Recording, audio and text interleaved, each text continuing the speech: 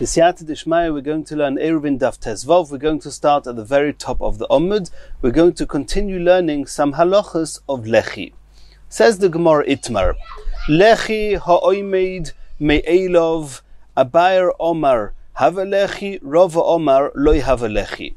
If somebody has a lechi, what's a lechi? A lechi is a post that serves as a type of sign for the people inside the mavui to know this is the end of the mavui. Beyond this, you're not allowed to carry on Shabbos.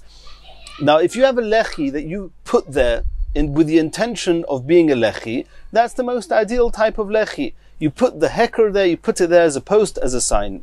What happens if you have a post standing there that you didn't put there in order to serve as a post for the mavui? It just happens to have been there. Maybe it's a tree, or a rock, or a stone, or just a wall, but you didn't put it there intentionally to serve as a lechi. That's what the Gemara is discussing. It's a lechi ha'oimeid me'elov. It was there, so to speak, on its own. It was not put there in order to serve as a lechi. Abaya Omar have a lechi, Rava Omar lo have a lechi. It's a machleikas Abaya and Rava. Abaya says it's okay, Rava says it's not. In the event that when Shabbos came in, you didn't need this as a lechi. It wasn't, even irrespective of why it was there and who put it there, but nobody intended using it as a lechi. Everybody agrees that it does not serve as a lechi on Shabbos. For example, if you had another lechi there, let's say that on one side of the entrance of the mava you had a post that you put there. On the other side of the entrance you had a tree that happened to be standing there. Now, it's clear that you don't need that tree because you put a post there. Or maybe there was a post that was attached onto another protrusion from the wall, and the protrusion itself may have been a lechi, but you didn't need it as a lechi because you had another lechi there. So when Shabbos came in, you definitely were not relying on that lechi. And then on Shabbos, your lechi, the one you put there, fell down. And now in the middle of Shabbos, we want to know, can we rely on the lechi ha'oimeid me'elov? So there the Gemara says everybody agrees, since at the onset of Shabbos, you were not relying on this as a lechi, you cannot use it as a lechi. Kule alma lo pligi de lo have a lechi. Ki pligi, in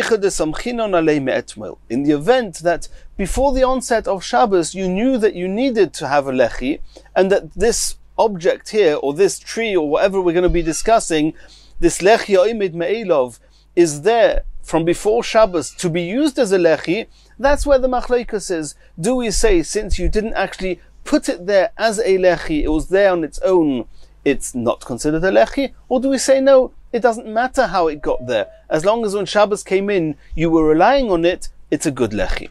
Abaya Omar have a lechi. Abaya says, since from before Shabbos you knew that you needed to use this as a lechi, it's a good lechi. Rava Omar lo have a lechi. Since initially when it was first put there, it was not put there to serve as a lechi, and therefore lo have a lechi, even though you knew before Shabbos that you needed a lechi, this cannot serve as a lechi. A lechi can only be used if you put it there specifically in order to serve as a lechi. Continues the Gemara. Kosolka daitoch. At this point in the Gemara we assume that kihecha de pligi belechi, pligi nami b'mechitza. Till now we've been discussing the halachas of lechi, a post that allows you to carry inside the mavui. We've also been discussing mechitzos, a rishus hayochid, a chotzor. A mavui has to be surrounded by walls. Mechitzos, sukkah needs a mechitza. There are many places where we need to rely on partitions, on walls. What happens if this wall was not made by a person? It was just there, so to speak, on its own. Do we say that mechitza ha'oimeid me'eleha is the same as lechi ha'oimeid me'eleha, that according to Abaya it will be okay and according to Rava it won't? Or do we say no, mechitza is different? So the Gemara says we start by assuming that it's the same machleikus. Let's bring some proofs from Brises. Toshama, we learned in a Brisa. If you make a sukkah between the trees, and the trees themselves serve as being the wall or part of the walls for a sukkah. A sukkah cannot be kosher if you don't have walls. We learn in Masechet Sukkah how many walls and how the walls have to be positioned, but you need a wall. What happens if a tree is a wall? This tree we take for granted this tree was there long before you were there, long before your sukkah was there. And you now want to use it as a wall for the sukkah. Is it kosher or not? So it says the Gemara, Kshera. It's a kosher walls, no problem. So we assume from here that we have a brisa that tells us explicitly that an ilon can be a mechitza. So it cannot be a machlokes Abaye and Rava. And there it's talking about mechitza ha'omed me'eleo. The tree was there on its own, so to speak. And therefore, it cannot be that they're also arguing with mechitza omed meleo like lechi omed meleo. Or more accurately, if we assume that they are arguing by mechitza, which is what the Gemara assumes, then we actually have a question on Rava from here. How can Rava say that mechitza ha'omed me'eleo is not a kosher mechitza? How can this tree be a good wall for the sukkah? Says the Gemara, Hochab Mayaskinon. Rava will answer you as follows: Shenit'an mitchilo lekach. The tree was initially planted in order to serve as a wall for the sukkah. In which case, it's not a mechitza ha'omed me'eleo. It was a mechitza that was made for the sukkah. Of course, Rava will agree it's a kosher mechitza. Says the Gemara, Ihochab Pshita. If so, what's the chiddush? Why should the tree not be kosher as a wall of a sukkah? If you say that it's a mechitza omed me'eleo, the chiddush is that mechitza omed me'eleo is a good mechitza for sukkah. But that would only conform with what Abaye said. It wouldn't conform with Rava. You, Rava, say that it was made for a sukkah, so what's the chiddush? Answers the Gemara, I may have thought I may have thought that since one of the walls of your sukkah is a tree, we know that on Yom Tov you're not allowed to use a tree, you're not allowed to climb a tree. You might break something off the tree, which is also on Yom Tov. So I may have thought you're not allowed to use a tree, irrespective of whether in Hilchas Mechitzas it's a good Mechitza, but you're not allowed to use it because you may come to use the tree and climb the tree on, or hang something on the tree on Yom Tov. Kumash Malon, that's the Chiddush. The Chiddush is that you're allowed to. We're not concerned about that. Let's try and bring another proof. Toshema. Hoyo Shom Ilon, Oy Geder, Oy Chitzas Konim, Nidoin Mishum Diyumad. We're going to learn in Mirat Hashem in a couple of dafim in the next Perek, in Perek Oisin Pasin, a concept that we've already seen previously a little bit, that there's a halacha, the Chachomim said that if you have a boir, you have a pit of water, in a Rishus Harabim, and there's no way of drawing water from a pit which itself has the dimensions of a Rishus HaYachid, and drawing water from there, and letting people or animals outside the pit, in the Rishus Harabim, drink it, because you're not allowed to take something from Rishus HaYachid to Rishus Harabim. So the Chachomim said, even though this is a leniency in other halachas of Shabbos, but because we need the Oilei Regalim, the people coming to the Beis HaMikdash need to have water, they had a special kula. What was this kula? You could take 4 posts, each post positioned, so to speak, a corner, a type of a right-angled corner. Now on each corner it serves as partial wall on one side, partial wall on the other side. For example, on the southeastern corner, you would put one of these posts, which was a double post, and one side of it would be positioned between north and south, and the other one would be positioned between west and east. And it's a corner post that's serving, so to speak, as a little bit of both walls. And you did down all 4 corners, then we're going to learn the halachas later on, but then you're allowed to carry from the boir to the area between these posts, because these posts, they make that the whole area between these posts have the status of a Rishus HaYachid. The question is, what can you use as these posts, which serve as a mechitza? So it says, Hoyo Sham Ilon, a tree, or a geder, or a fence, or a chitzas konim, or a type of a fence that's made of reeds that are growing they were planted that way, very close to each other, less than 3 tvachim in between each one. And then you have lavud, and you have a right-angled row, 2 rows right-angled to each other of these konim, of these reeds. Nidoin mishum diyumad. Diyumad is du amud, 2 posts. And because every post is really a double post, so if you have a tree or a fence or these reeds growing there, they can serve as one of these diyumdin. And over there it's oimid me'eleo. It was a tree. So according to, if we write that the machlokes of Lechi oimid me'elov is the same with mechitza oimid me'elov, here we have an explicit proof that mechitza ha'omed me'elov is a good mechitza. How's that going to work with Rava, who says that omed me'elov is not kosher? Says the Gemara, Hochab ma'askinon she'ason mitchila lekach. Here too we're assuming, or we can learn that we're talking about that the reeds or the tree was initially planted there in order to be a mechitza. In which case it's not called a mechitza ha'omed me'elov. It's a mechitza that was made to be a mechitza. Everyone says it's kosher. Yihocha kumash malon, again the Gemara asks, what's the chiddush? Says the Gemara, kumash malon chitzas konim kono pochis mishloisha tvachim. That one of the things mentioned here was ilon, geder, and chitzas konim. Chitzas konim is a type of fencing made of reeds that are planted less than 3 tvachim away from each other, but there is a gap in between one reed and the next. Miraba, like we're going to see in the Gemara at the end of Daf Yutes Amud Beis, it's not to be taken for granted that reeds that are planted that way or that stand that way can actually be used as a mechitza here. And there is an element of chiddush that you can use this as a post, as a mechitza, and that's the chiddush here. It means even though it was planted and with the intention of being a mechitza, there's still an element of chiddush in the case where you have a gap between each reed and the next. And on Daf Yutes Amud Beis we'll understand what the element of chiddush is. Continues the Gemara. Toshema ilon hameisich al haaretz. If you have a tree whose branches are very wide, very tall, and they actually cover over some land beyond the tree, and it serves as a type of a canopy. It covers and goes right down. It's a roofing and a wall beyond the tree, leaving a large area under the tree. We're totally encircled by these branches. Providing that the branches reach all the way down, so there's not 3 tvachim or more, a gap between the end of the branches and the floor and the earth, then metaltalin tachtov, the area underneath it, is considered a Rishus HaYachid. Obviously assuming that 10 tvachim high, it's wide enough, then it serves as a Rishus HaYachid. And over there, so you see there that the tree and its branches, or more accurately, the branches serve as a mechitza, even though these branches are oimet me'eleh. They were made specially in order to be an area to sit underneath, and made as a mechitza. Says the Gemara, no,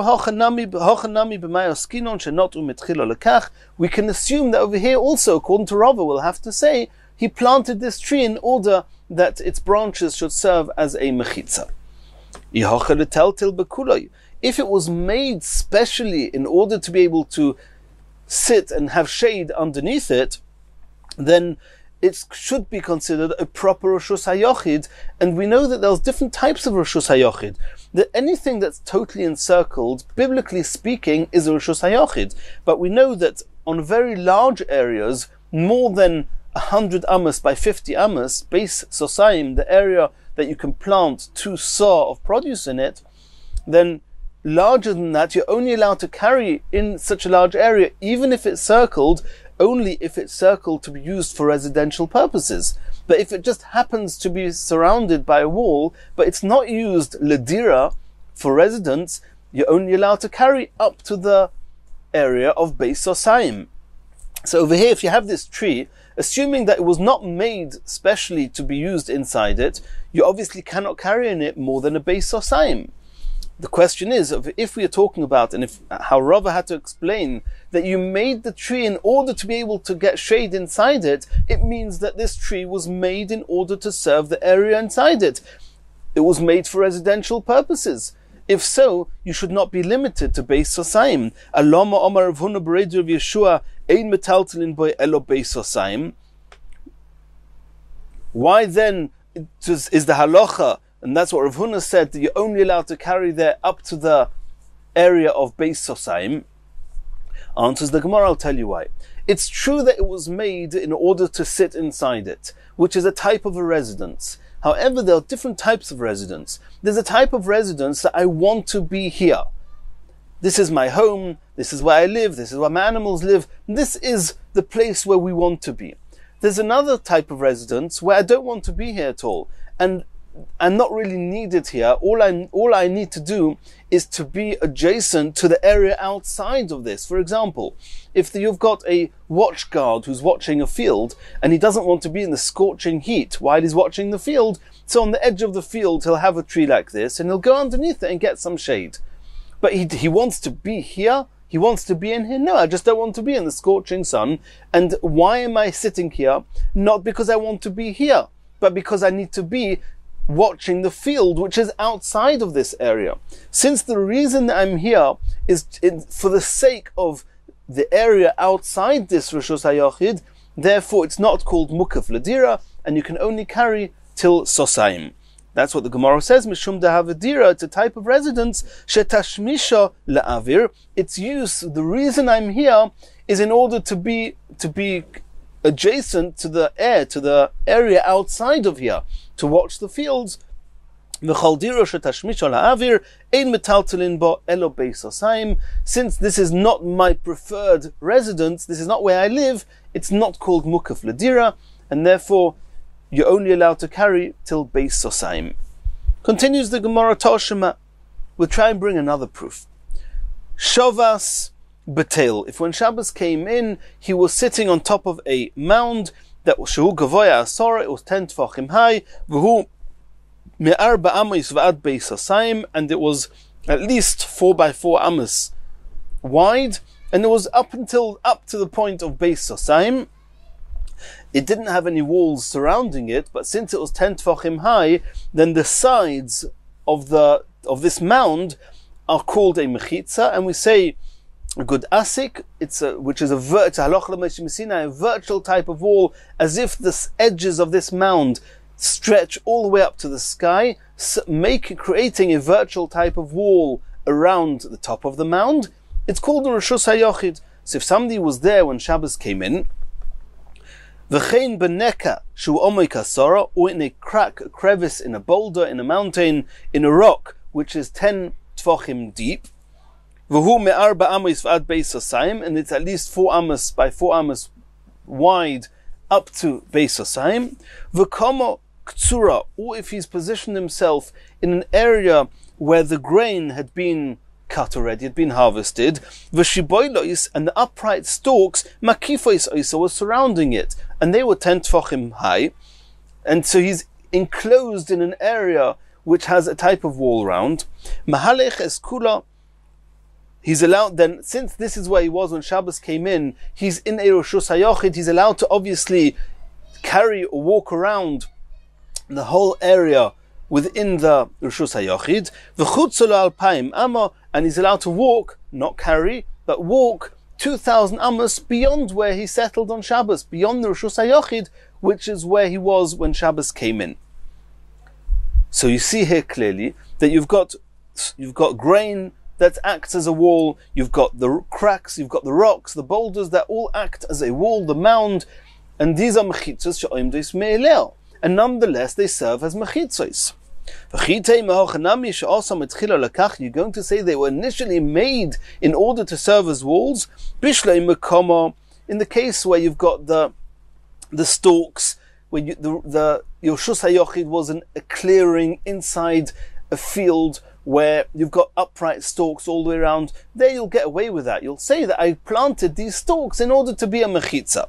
Lechaye, that's understandable, that I can understand. Elotel, but a mound, v'neka, or a crack in a boulder, ma'ikalameima, you didn't make this. This was nature. This is a hole in a mountain, or in a rock, or this is a mound, it was a hill. You didn't make this hill, so it was definitely oimed me'eleo. And nonetheless, it serves as a mechitza. So if we're right that Rava says that in the same way as lechi she'oimed me'eleo is not a lechi, so to mechitza ha'oimedes me'eleo is not a mechitza, how are we going to understand this halacha? Elo says the Gemara, and the Gemara concludes, mechitza is kule almale pligi to have a mechitza. Rava agrees that a mechitza, even though it's oimed me'eleo, is considered a good mechitza. Ki pligi, where they're arguing, belechi, only in the case of lechi. Abai letamei. Now the Gemara is going a step deeper to explain what's the source of this argument between Abai and Rava. Abaye is following his own understanding. What is a lechi? The Omar lechi mishum mechitza. Abaye says that lechi, so to speak, creates a wall.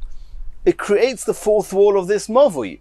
The opening, in order it should be, so to speak, walled in, the lechi acts as a wall. And therefore, since it has to be like a mechitza oimid me'eleo is a good mechitza, so lechi oimid me'eleo is a good lechi, according to Abaye. Mechitza also me'eleo have a mechitza. V'Rava l'tamei, but Rava's got a different understanding of lechi. He says the Omar lechi mishum heker. He says that lechi has to serve as a recognition, as a sign. To remember, the mavi is only going till here. Only if you actually position the lechi there and you put it there to serve as a sign, have a heker, then it will be a sign to you. Don't carry beyond this. The mavi only goes till here. Have a heker, but if it was there just because it was omid me'eleh, or there was a tree there, or a mound, or anything else that was just happened to be there, it cannot serve as a lechi, because since you didn't put it there, what should make that be a sign that it's the end of the mavi? And therefore, according to Rav, it's not a good lechi. Continues the Gemara. Toshima, we're going to now bring some proofs as to whether lechi ha'omed me'eleh is a good lechi or not. Till now, we didn't have any proofs. We were discussing proofs as to mechitza ha'omed me'eleh. Now we're going to discuss lechi ha'omed me'eleh. All we know is that it's machlokes Abaye and Rava. Says the Gemara Toshima, Avnei geder hayotzis min hageder. And so now we have to get back into the mindset of mavui. You have an alleyway, you come going down the Rosh Hashanah, turning right into an alleyway. Now the walls on either side of the mavui, but the walls of the Rosh Hashanah that then right angle and go into the mavui. So that is where the opening of the mavui is. That's where you need a lechi. What happens if you have the wall ends more or less, or does end where the mavui starts, and then the walls of the mavui, the right and left walls of the mavui, right angle to the Rosh Hashanah walls, continue. What happens if instead of putting a lechi there, you actually have some bricks protruding from the wall of the Rosh Hashanah, instead of being a neat close, a neat end to the wall, a neat corner, you've got a protrusion of some of the bricks who are sticking out into the opening of the mavui. That's called the Avnei Geder Hayotzis Min HaGeder. They're protruding from the wall into the opening of the mavui. So Muvdolei Zu Mizu Pochis Mishleisha. If the bricks that are sticking out are less than 3 tefachim apart from each other, one on top of the other.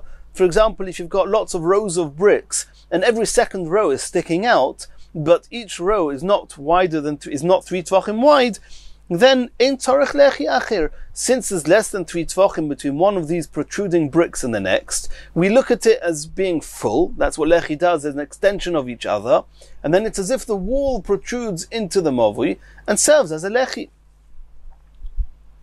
Shloisha tzarech lechi acher. If there's 3 tefachim between each brick, then they're not connected to each other, so you don't have a whole lechi, a post of 10 tefachim high, then you need another lechi. Over there, we assume that you didn't make these bricks in order it should be a lechi. It's just how the wall finished or didn't finish. It was just a messy ending, a messy corner, or not messy, call it what you want, but you didn't make these bricks protrude in order they should be a lechi. So you see you've got a lechi, ha'omed me'eleh, was not made to be a lechi, nonetheless, providing that Lavud creates this lechi, it's a good lechi. Not like Rava said, that lechi oimid me'elav is not a good lechi. Says the Gemara, Hochanami shebonon mitchilo lekach. Rava will tell you, we're talking about that you especially made these bricks protrude in order it should be a lechi. So it's as if you created the lechi. Then even Rava agrees it's a good lechi. Says the Gemara, Iyocha Pshita, so what's the chiddush? What are you coming to tell me? If you made the lechi like this, the fact that you can use lavud, that's not a chiddush. Says the Gemara, no, there's an element of chiddush here. I may have thought lemeisar binyana hu avida. It's true that you put it there intentionally that it should serve as a lechi, but it doesn't look that way. It looks like the reason that you had these jutting out bricks was in order that if you want to extend the wall in any way, you'll be able to, the new wall will be able to hold onto the old wall by fitting into the gaps between these bricks, which is how we extend one wall from another wall. So it doesn't look like a lechi, it looks like it's a mere extension, or it's just a preparation for the next stage of the wall, and therefore it won't serve as a heker. Kumashmar on the chiddush is, since you did it and you put it there especially to be a lechi, Rava says it's okay and it's a kosher lechi. According to Abaye, either way it's a lechi, because lechi oimid meilov is a good lechi. Toshima. The Tani Reb Chia, and we've seen this before. If you've got a wall of a mavui, where one end, the end of one of the walls is withdrawn more than the other wall. And there's two ways of explaining this. That, for example, you're coming into the mavui, you have a right-hand wall and a left-hand wall. Let's just take one of the walls. Let's take the right-hand wall. If the whole wall of that mavui, let's say, is 2 tefachim thick, then right at the entrance of the mavui, the last bit of that wall isn't 2 tefachim thick, it's just 1 tefach thick. And that means when you come in, the first part of wall is a little bit out, is a little bit wider than the rest of the mavui. So when you're in the mavui, you can't see that at all. But when you're coming in from the outside, you can see that there's a protrusion. That protrusion happens to be the thickness of the rest of the wall, but you see a type of protrusion. That's called that one part of the wall, one end is more withdrawn than the other. Or there could be a different example. It could be that when you first come in, the first bit of wall is much wider than the wall of the rest of the mavui, and when you're on the outside, you can't tell anything. But when you're standing in the mavui looking out towards this, you can see that the first bit of wall protrudes into the mavui beyond the width of the rest of the wall. So that is called a type of protrusion, a type of lechi, which either can be seen just from the inside or seen just from the outside.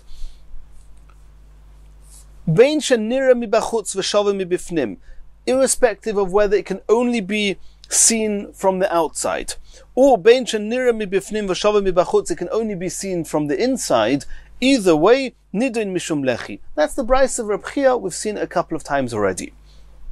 So, but over here, all this lechi, however it works, is a lechi that wasn't put there as a post. It was just a part of the wall being extended beyond the rest of the wall. So it's a lechi ha'omed me'eleo. And you see that it works in this brisa. Not like Rava says that lechi oimid meilov is not kosher. Says the Gemara, Rava will have to explain, we're talking about that when you built this wall, you intentionally made this knisa, this part of the wall withdrawn in order to serve as a lechi. So it's not a lechi oimid meilov. Ihachi mai kamash malon, asks the Gemara, if so, what's the chiddush? Ha kamash malon, nira mi bachutz v'shava mi bifnim, nidon mishum lechi. The chiddush is not that it was oimid me'elov. It wasn't oimid me'elov. The chiddush is the very fact that a lechi, which can only be seen from the outside but cannot be seen from inside, that it's still considered a lechi, that in its own right is a chiddush. As we've seen a number of times in the Gemara, it's actually machloikus tanoim, whether such a type of lechi is a good lechi at all. Not because of oimid me'elov, but because you can't see it from inside. So that's the chiddush here, to tell us that it's considered a lechi even though you cannot see it from the inside. Continues the Gemara, Toshima, the Rav have a Yosef ba'hu mavua. Rav was sitting in a mavui, in an alleyway. Have a Yosef Rav Huna kamei. Rav Huna was sitting in front of him. Omar le l'shamei. Rav said to his shamash, to the person who's serving him, Zil aisili kuza demaya. Bring me a little jug of water. Ad da'asa. By the time this shamash came back, nofal lechaya, the lechi fell down. You're now no longer allowed to carry in the mavui. So achvele beyode. So Rav made a sign with his hands, saying, "Don't move, don't carry the jug of water. You're not allowed to carry here." Kom aduchte, and the shamash stood in his place. He didn't bring the water. You're not allowed to. Omale Rav Huna said to Rav, Lo yisovar lo mar lismoi chadikla. Look, the mavui still has a palm tree at the edge, at the entrance of the mavui. That can serve as a lechi. What's wrong with that?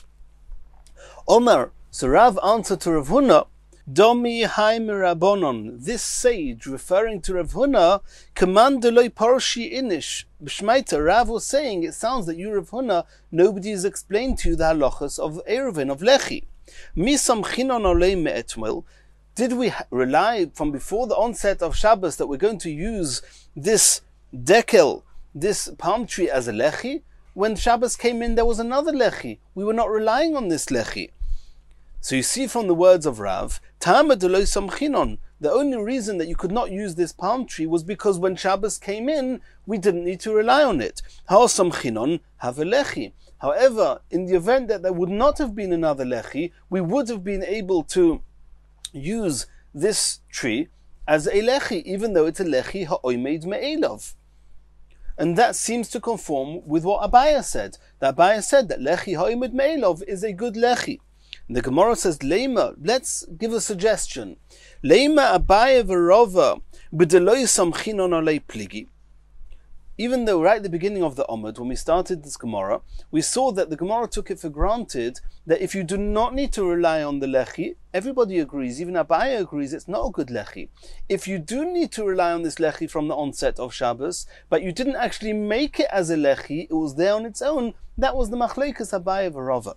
Now the Gemara is entertaining the idea of maybe no. Maybe the Machlekes Abaya v'Rava is only when you did not need the lechi from the onset of Shabbos. But if you did need this lechi from the onset of Shabbos, then everybody agrees it is a good lechi. Even Rava will agree it's a good lechi.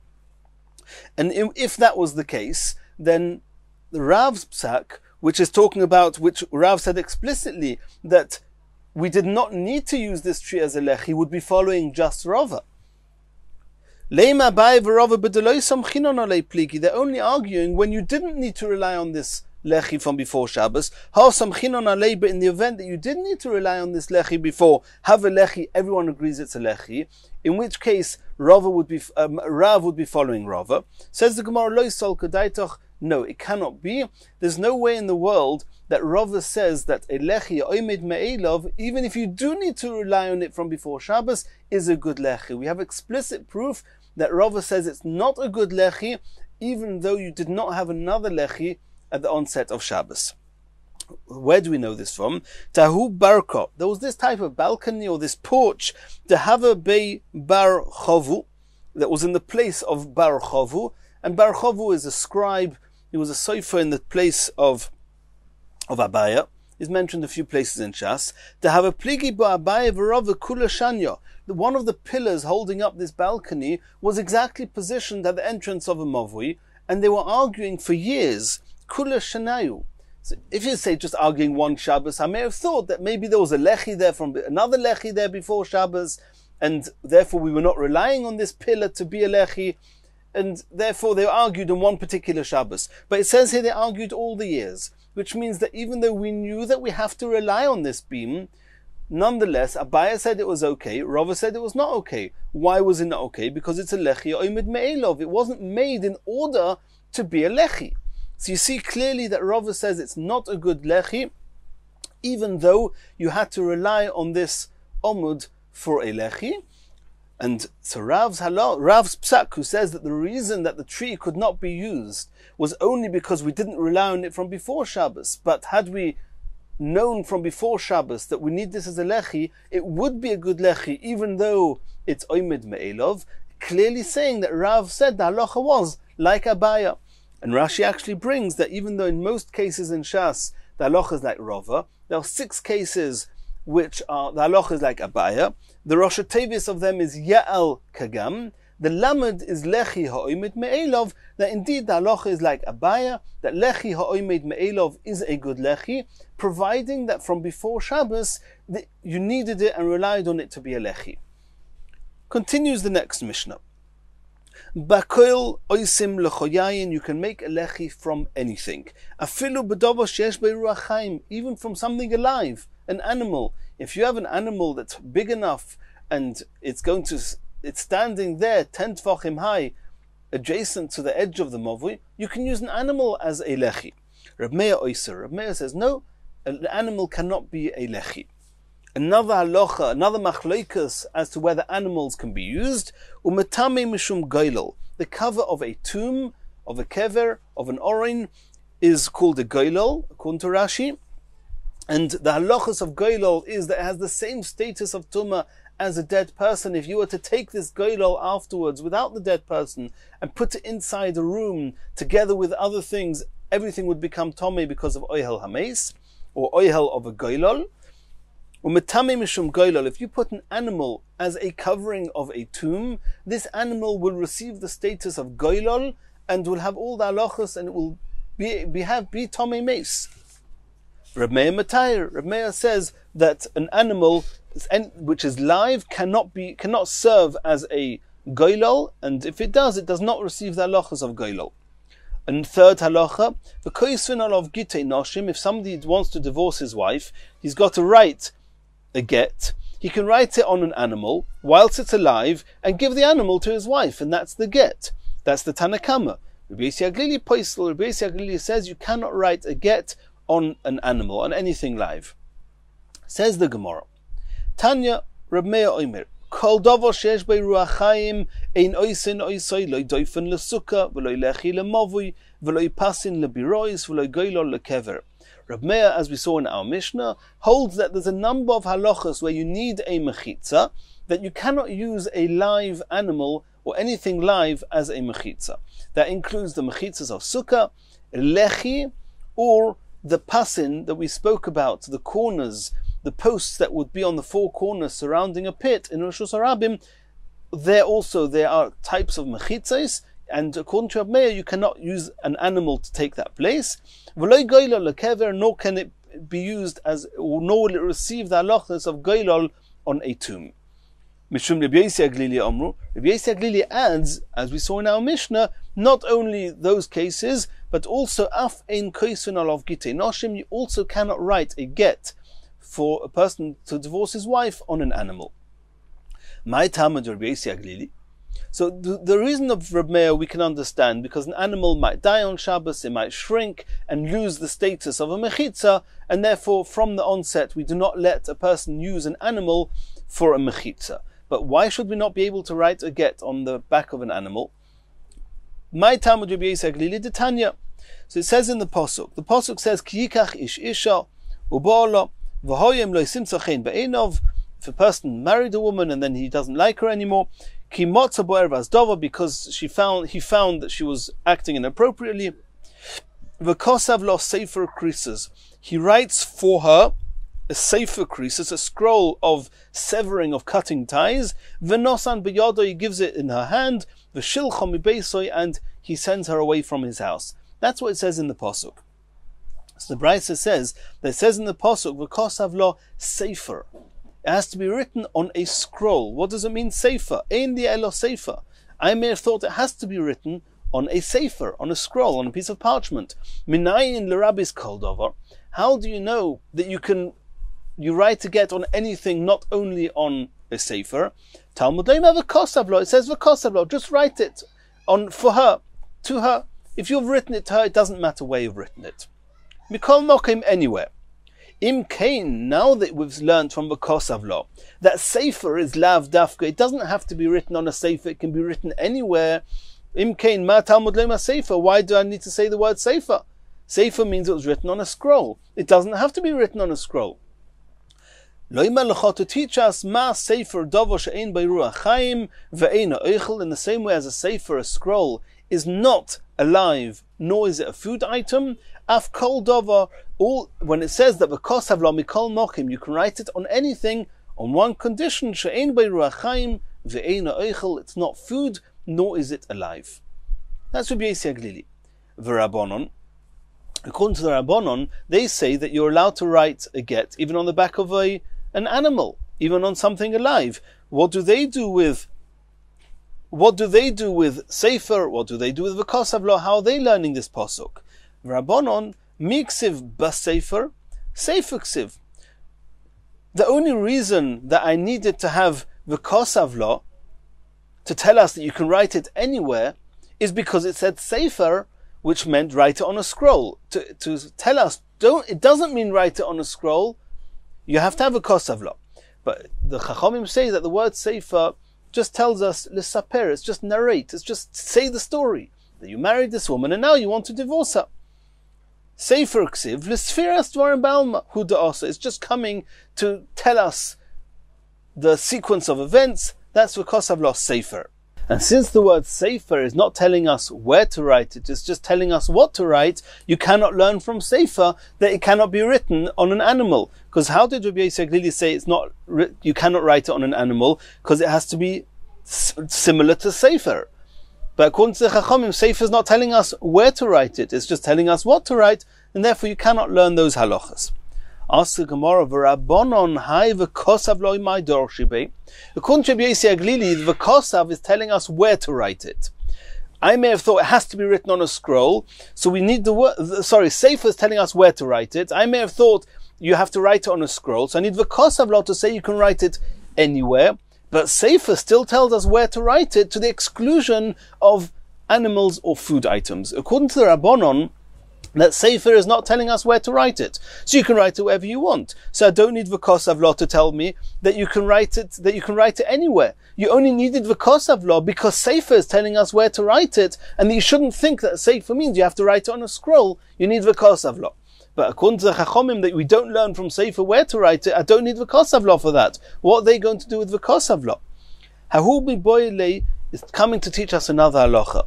B'ksiva mizgareshes ve'eno mizgareshes b'kesef.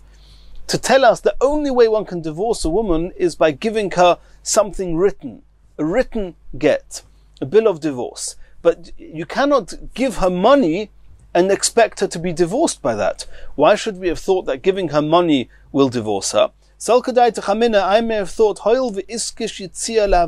are some comparisons between a woman leaving her husband's rishus, home, and her coming in. Divorce is compared to marriage in other halachas, because the Pasuk compares Yitzia to the Havaya. So I may have thought Ma Havaya B'Kesef, in the same way as a woman belongs to a man, kiddushin, by giving her money. That's how you do kiddushin b'kesef. Af yitzia b'kesef, I may have thought that when she leaves, when he divorces her, he can divorce her with money. Kumash malon, it says v'kosav lo, you can only divorce her by writing a get. Rabbi Yossi HaGlili hai svarim minole. Rabbi Yossi HaGlili, who needs v'kosav lo to say that you can write it on anything, not only on a scroll, how's he going to learn that you cannot divorce a woman with money? Nafkele mi sefer krisus. From the fact that it says sefer krisus is to teach us that only a sefer krisus, the severing of ties, will only be with this get that's being written. Ve'en dover acher krisus. He's not learning out from v'kosav lo, he's learning out from sefer krisus. V'rabonon hai sefer krisus mi boile ledover hakiris beinoi lebeino. The Rabbanon say sefer krisus is telling me another halacha. It's telling us that this get that you're giving has to be an absolute severing, to the exclusion of some clause in the get that would hold her in his hands somewhat. Look at the Tanya, like we saw in a brisa. What happens if a man writes in a get, Hareza gitoch, this is your get, almanos shelo tishti yain, on condition that for the rest of your life you don't drink wine. Or on condition that you never go back to your father's house. Ein zeh krisus. This is not called a get. Why? Because her whole life she won't be going to her father, she won't be drinking wine because of a condition her previous husband made, which means that there's still some connection, he still has some control over her. Since he's got some control, it's not called an absolute severing, and such a get is not a good get. So that's what the Chachomim learned from Sefer Krisus. However, Kol Shloshim Yom, if he says on condition, this is a get on condition that you don't drink wine for 30 days, you don't go back to your father's house for 30 days, that's okay. He doesn't have control over her for the rest of her life, and therefore it's a good get. As soon as he gives it to her, it's a good get. She's not allowed to break the condition. If she doesn't break the condition, then as soon as she got the get was a good get. Harei krisus, it's a good get. Asks the Gemara of Rabbi Yossi HaGlili, how's he going to learn this halacha? Because the Chachomim learn out from Sefer Krisus. Rabbi Yossi HaGlili uses Sefer Krisus to tell me that you can only divorce your wife with the get, not with money. And the Chachomim learn, as we saw, we're left now with how's Rabbi Yossi HaGlili going to learn this halacha? Nafkele mikoris krisus. It could have says v'kosav lo sefer koris, a scroll or a get which severs the ties. What's krisus? The extra few letters to tell us that it's got to be an absolute severing to the exclusion of any such type of long-lasting condition. V'Rabbanon. What are the Chachomim now going to do with these extra few letters? Koros Krisos Loidirshu, the Chachomim understood that these extra few letters are not there in order to teach us a specific halacha, and therefore they all hold of all these halachas. Just each Tana learns it out from a different place. The only point of machlokes is the one halacha: can you write a get on the back of an animal? According to Rabbi Yossi Aglili, you cannot. According to the Chachomim, you can. Continues the Gemara. Next Mishnah. Shayora, a caravan. Shechonsa bebika, that had camped out in an open field, and you want to carry on Shabbos, you have to turn it into Rishus HaYochid. You have to circle it with walls. How are you going to do that? Vehikifua klei behema, they took all the vessels, all the utensils that serve the animals, the saddles, and anything else they had. They made piles and piles which were 10 tvachim high. Metaltanin b'seicha. If you manage to encircle the entire area that you want to carry in with these kelim, okay, that's a good mechitza. Ubilvad sheyehei geder gvoy 10 tvachim. On one condition, that it's called a mechitza. What are the conditions of a mechitza? Number 1 is 10 tvachim high. Number 2, another condition we've already learnt about, make sure that the gaps in the walls are not more than the amount of wall there is. Make sure that there's more oimeid, more standing, which means more part which is full, which is the kelim, over the gaps. And another halacha, third halacha, we've also seen, kol pirtzashi ke'eser amois muteres. If you have an opening of up to 10 amois, providing it doesn't make up the majority of the whole circumference, or the majority of any wall, but if the majority is oimeid, besides that you have to make sure that no one opening is more than 10 amois. Kol pirtzashi ke'eser amois muteres, mipnei shi kepesach, because it's considered as a doorway. A doorway is not a breach in a wall. Yes, and we can, if it's more than 10 amois, osor, then the area is called breached, and you're not allowed to carry in it. Says the Gemara Itmar, Parutz ka'oimeid. The Mishnah said, Lo yehu pirtzois yeseiris ala binyan. Make sure the gaps are not greater, not more gaps than not gaps. What happens if it's exactly 50-50? So machlekes, Rav Papa Omar Mutar, Rav Papa says it's okay, as long as, Rav Papa says if the gaps are wider than the oimeid, that's a problem. If it's exactly 50-50, it's okay. Rav Huna Breder Rav Yeshua Omar Osa. Rav Huna holds, no. If it's 50-50, it's also a problem. It's got to be more oimeid than porutz. Rav Papa Omar Muta. Hocha agmir rachmona l'Moshe. We know that mechitza is halacha l'Moshe Sinai. We saw that at the beginning of the perek. The question is, what was the halacha l'Moshe Sinai? So Rav Papa says it's muta. He says, agmir rachmona l'Moshe, Hashem taught Moshe at Sinai, loy tifreis ruba, make sure that it's not majority of gaps. 50-50 is okay. Rav Huna Breder Yeshua Omar. Also, Rav Huna Breder Yeshua says it's Asa. He says that Hochi Agmiri Rachmana LeMoshe. What did Hashem tell Moshe Rabbeinu? Gedoy Ruba. Make sure that most of the wall has been built up, and the minority of the wall can be gaps, but 50-50 not. Tanan. Now we're going to try and bring proof from our Mishnah. In our Mishnah it says Lo yu piritza yiseiris ala binyan. Make sure the gaps are not more than the binyan, than the part that's built up, that's piled up. So it seems there, ha'ka binyan, if it was 50-50, mutter, it's okay. Proof to Rav Papa. Says the Gemara, no. Lo yiteima ha'ka binyan mutter. When it says in the Mishnah, make sure the gaps are not more than the oimeid, it's not excluding 50-50. It's saying to the exclusion of, if oimeid is more than porutz, then it's okay. 50-50 is not okay. Don't deduce from the words of the Mishnah that if it's 50-50, if the porot is kabinyan, the same amount as the part built up, mutter, it's mutter. No. Elo'ema to say, in binyan yeser ala piritza mutter. If there's more gaps, it's a problem. If there's mostly majority built up, then it's okay. Like Rav Huna. Says the Gemara, okay, but then the term in the Mishnah is not so accurate. Why is the Mishnah saying that what's not okay is if the gaps are more? You should have said that if the gaps are equal to the building, then it's not okay. Elo kabinyan mai. So what are you saying? You, Rav Huna, are suggesting that if it's 50-50, it's asur. So tell us, the Mishnah should have said that the condition is that it shouldn't be 50-50. Kashya, the Gemara says, yeah, it's a good question. We don't have an answer for it. Toshima. We're going to try and bring proof from a Braisa. If somebody covers over his sukkah with metal rods or ba'aruka isamita, or the posts, the sides of beds, and these are posel for schach. And obviously, if he puts the whole thing schach posel, there's no discussion. What did he do? He put, let's for argument's sake, a tefach of kosher schach, a tefach of posel schach, shpudin or aruka isamita, a tefach kosher schach, a tefach posel schach. That's how he covered his sukkah. Im yesh revach b'neim k'moisam. If the gaps in between the posel schach are the same as the posel schach, which means the amount of kosher schach is going to be exactly the same amount as the posel schach, because all the gaps he fills in with kosher schach, ksheira, then it's kosher.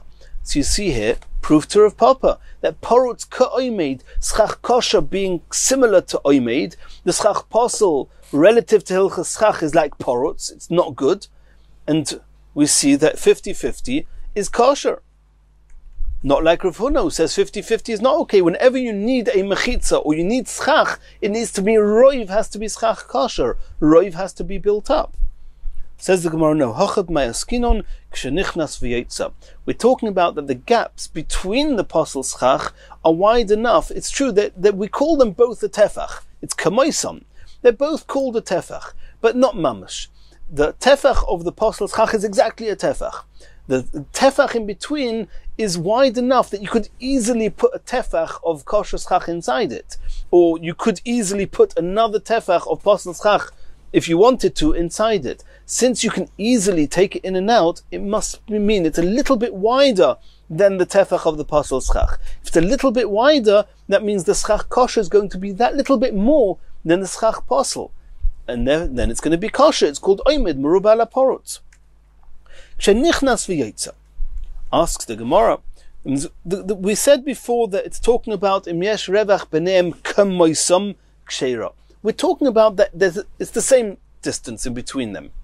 And then we had a question, it's porutz ka'omed. So the Gemara thought that the reason that you're saying nichnas v'yotza, that the gap in between is a little bit wider than the schach posel, is because we assume that you cannot be exact on that level. We assume that the gaps are a little bit wider than the schach posel. Says the Gemara, but you don't need to say that. It could be that they did it exactly. So kamoison means kamoison. It's 50-50. And if it's 50-50, again we have proof to Rav Papa, porutz ka'omed is going to be kosher. Omar Rav Ami b'madif. Rav Ami says, it's true that it says kamoison. And it's also true that if they would have wanted to do it exactly the same, they could have.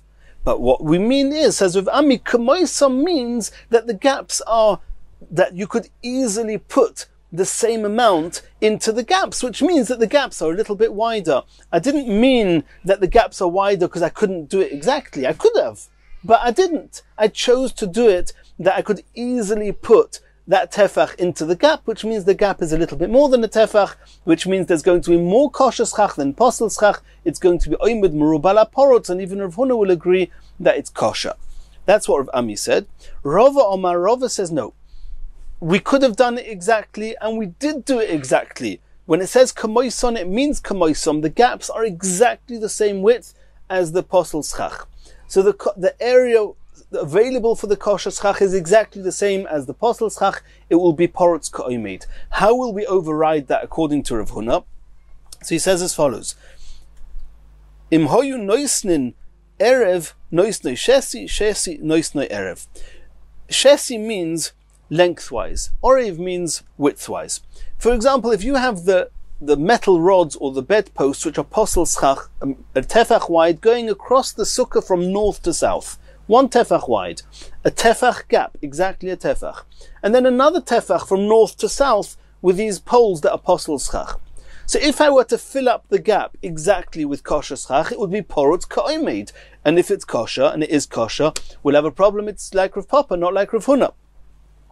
However, over here we're talking about that the rods of kosher schach were actually positioned at right angled from west to east to the posel schach, resting on the edges of the posel schach. which means that the overall, if I look at the sukkah bird's eye view, I'll see more schach kosher than schach posel. And therefore, since the majority of the area of the sukkah is covered with kosher schach, even though the gaps themselves are equal to the posel schach, but since the kosher schach is overlapping the posel schach, it's called oimed meruba. It's called majority of the sukkah is covered with kosher schach, and therefore it's oimed meruba la parutz. And Rav Huna will agree it's kosher schach, and that's why this sukkah is kosher. And in Yitzhak Hashem, in the next year, we're going to continue from here.